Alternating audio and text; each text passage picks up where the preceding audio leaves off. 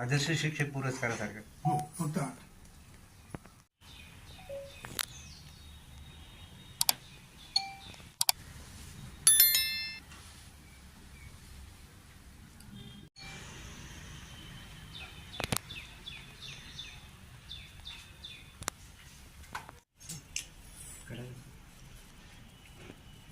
साहेब, काल तुम्हाला महाराष्ट्र शासनाकडून पुरस्कार भेटला, काय सांगाल तुम्ही याबद्दल?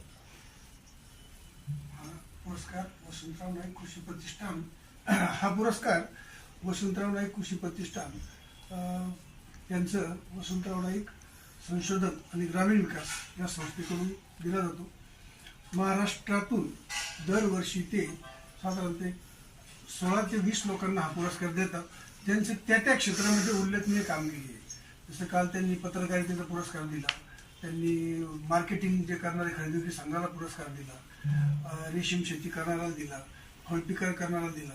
मला जो पुरस्कार मिळाला तो माझं आधुनिक फुल शेतीमध्ये जे कार्य आहे त्याच्यावरती मला तो पुरस्कार मिळाला. मी माझ्या शेतामध्ये नवीन नवीन कल्पना राबवून जास्तीत जास्त फुल शेतीचं उत्पन्नाकडे वळालेलं आहे. आणि साधी फुलशेती नाही, ऑर्नामेंटल म्हणतो आपण तिला, म्हणजे जसं की लांबदांडीची जी फुलं असतात त्याची लागवड केलेली आहे, त्याच्यापासून उत्पन्नही चांगलं मिळतं. त्यामुळं त्यांनी ते सगळं पूर्ण हे करून त्याचं परीक्षण करून त्या पद्धतीने त्यांनी मला हा पुरस्कार दिला. किती प्रकारची फुलशेती करताय तुम्ही शेतात? सध्या माझ्याकडं पॉली हाऊसमध्ये गुलाब आहे, पॉली हाऊसमध्ये जिप्सो आहे, त्याच्यामध्ये ओपनमध्ये निशिगंध आहे, ओपनमध्ये कामिनी आहे, ओपनमध्ये डीजी आहे आणि ओपनमध्येच जिप्सो फिला म्हणून फ्लॉवरिंग घेतो, पण ते सीजनल आहे. तर असे एवढे फ्लॉरिकल्चरचे माझ्याकडे प्रकार आहेत. उत्पादन क्षमता किती म्हणजे उत्पादन काय, म्हणजे नेमकं उत्पादन किती होतं, त्याची कमाई किती होती तुम्हाला वर्षभराला? हे बघा, साधारणतः शेतकरी म्हटलं त्याच्यात उत्पन्न चांगलं आहे निश्चितच. की बाकी जे आपण पिकं घेतो पारंपरिक म्हणा किंवा हॉर्टिकल्चरमध्ये आणि फ्लॉरिकल्चरमध्ये उत्पन्न खूपच चांगलं असतं.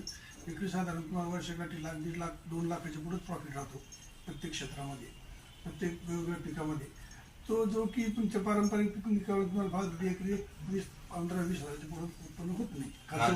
काल जो पुरस्कार भेटला कोणाच्या हस्ते भेटला आणि पुरस्काराचं स्वरूप काय होतं?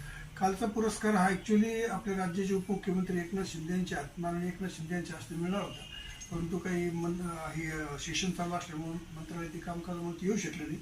त्यांच्या मंत्रिमंडळातले माननीय उद्योगमंत्री श्री उदय सामंत, माननीय पर्यटन मंत्री श्री शंभूराजे देसाई व पर्यटन राज्यमंत्री इंद्रनील नाईक उपस्थित होते. यांच्या हस्ते हा पुरस्कार देण्यात आला. साधारणतः पश्चिम महाराष्ट्रामध्ये फुलशेतीचा व्यवसाय मोठ्या प्रमाणामध्ये आहे. मराठवाड्यामध्ये याची उणीव भासते, तरी आपण एवढ्या मोठ्या काम या क्षेत्रामध्ये केलेलं आहे मराठवाड्यामध्ये. याच्या मागचं काय उद्देश, म्हणजे सफलता आहे? काय झालं की शेती करत असताना मला नेहमीच शेतकऱ्यांना त्यांच्या उत्पन्नाकडे, त्यांच्या कार्याकडे बघण्याची सवय. त्यामुळं माझे सहकारी आम्ही कायम पश्चिम महाराष्ट्रात जायचो. तिकडं फुलशेती, फळशेती, हॉर्टिकल्चर सगळ्या ठिकाणी किंवा मग तुमचं कंट्रोल फार्मिंग याशिवाय वेगवेगळ्या ठिकाणी शेतकऱ्यांना भेटी द्यायचो. त्यांचे अनुभव, त्यांचं मार्गदर्शन, नंतर आपल्या कृषी विभागाचं मार्गदर्शन आणि जवळच असलेली 2 कृषी विज्ञान केंद्र औरंगाबाद आणि MGM यांच्या तज्ज्ञ लोकांचं मार्गदर्शन. असं लक्षात आलं की फुल शेतीला ॲज कम्पेअर टू बाकी ठिकाणी उत्पादन खर्च खूप कमी आहे. म्हणजे जो उत्पादन खर्च आपण बाकी पिकाचं बघतो, मजूर कमी लागतात किंवा त्याला बाकीच्या इतर खर्च तो कमी असतो. फक्त एवढे की त्याला कंट्रोल फार्मिंग करताना तुम्हाला सुरुवातीची इन्व्हेस्टमेंट हेवी असते, कारण त्याला पॉली हाऊस वगैरे उभं करावं लागतं. आपल्याकडे जी पोकरा स्कीम आली होती त्यावेळेस त्या पोकरा स्कीममधून मी 1 एकरचं पॉली हाऊस उभं केलेलं आहे. त्यामुळे ते मला स्वस्त झालं म्हणून मला ते करता आलं. ते जेव्हा बाकीच्या ह्याच्यात बघितलं मी उत्पन्नात, त्यानंतर मग मी स्वनिधीतूनच आता 2 शेडनेट टनेल टाईप उभे केलेले आहे आणि अर्धा एकर पॉली हाऊसचं माझं काम चालू आहे. कारण फुल शेतीमध्ये तेवढं उत्पन्न होतं, त्या हिशोबाने मग माझं त्या याच्याकडं मार्गदर्शन चालू आहे. व्यवस्थापकीय संचालक या उच्च पदावर आपण काम केलेलं आहे राज्यामध्ये. आपण या सगळ्या पदावर काम करत असताना शेती व्यवसायाकडे किंवा शेती उत्पादनाकडे कसे वळला त्या?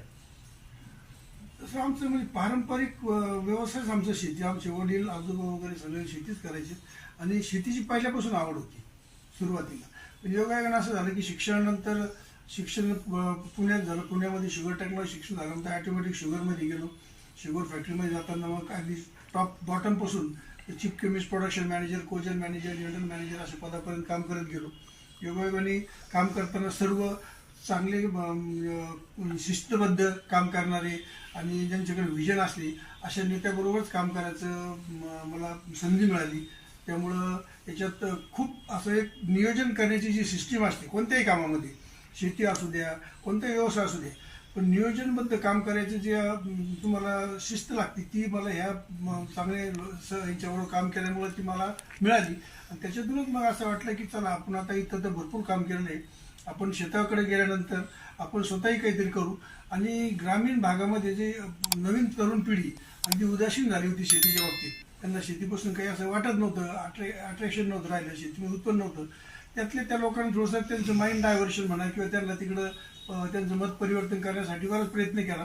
आता माझ्या 10-12 वर्षाच्या कारकिर्दीमध्ये आता आमची 2 गावं आहे, शिंदण आणि भिंदून, दोन्ही गावं मिळून जवळ 25-30 मुलांनी त्यांची पारंपरिक शेती सोडून ते आता एक चांगल्या शेतीकडे वळले. जसं की त्यांनी फळबाग लागवड केलेली आहे, बऱ्याच जणांकडे फळबाग आहे, सीताफळाची लागवड आहे, मोसंबी आहे, चिकू आहे, आंबा आहे, ह्या सगळे डाळिंब आहे, ह्या पिकाची लागवड बऱ्याच जणांनी केलेली आहे. नंतर ते केळीचे ट्रेनिंग घेतल्यामुळे काही लोकांनी याची पण लागवड केलेली आहे, तुमचे रेशीम शेतीचं काम चालू आहे त्यांचं. तर अशा ह्या वेगवेगळ्या लोकांचे यांचं जे काम चालू असल्यामुळे त्यांना एक प्रोत्साहन मिळालं.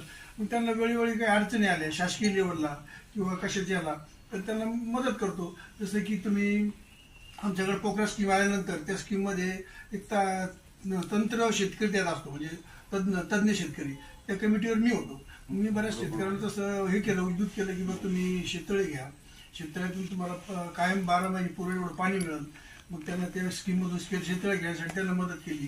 काही वर्ष प्रशासकीय लेवलला किंवा शासकीय लेवलला काही अडचण आली तुम्ही स्वतः तिथून अधिकाऱ्यांना भेटून त्यांचं सगळं निरसन केलं. त्याच्यामुळे त्या लोकांनी त्यांना एक मार्गदर्शन मिळालं की बाबा आपण याच्यातून काहीतरी करू शकतो. कारण काय झालं आता की आजच्या परिस्थितीमध्ये सुशिक्षित जे म्हणजे माझं अगदी स्पष्ट मत आहे, खेडेगावातून 2 भाऊ असतील त्यातला जो जास्त शिकतो तो 15,000ची नोकरी करायला शहरात येतो, आणि जो शिकत नाही त्याच्याकडे लाखो करोडची शेती त्याच्या भरोश्यावर तुम्ही सोडता.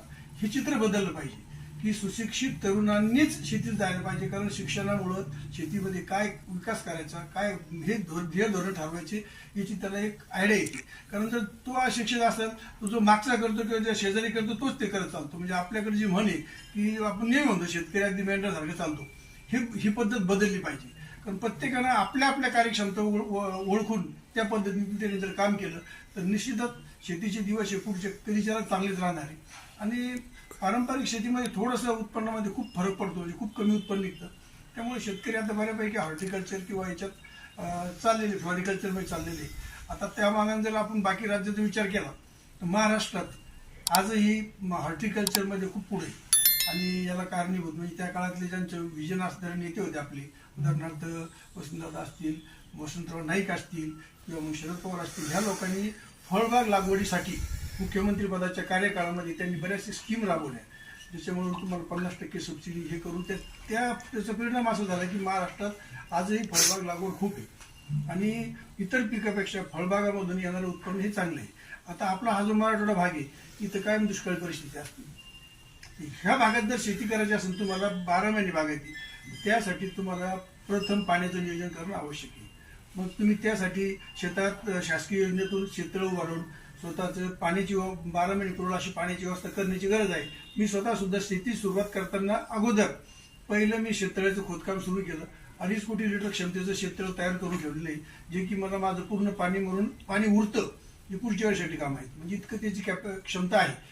आधी तुम्ही जर ती क्षमता विकसित केली तर मला नाही वाटत की ह्या भागात सुद्धा तुम्हाला आपण म्हणू की हा कोरडवाहू भाग आहे. आता आपण नेहमी ओरड करतो की आम्हाला पाणी पाठवा, पाणी घ्या, पाणी घ्या.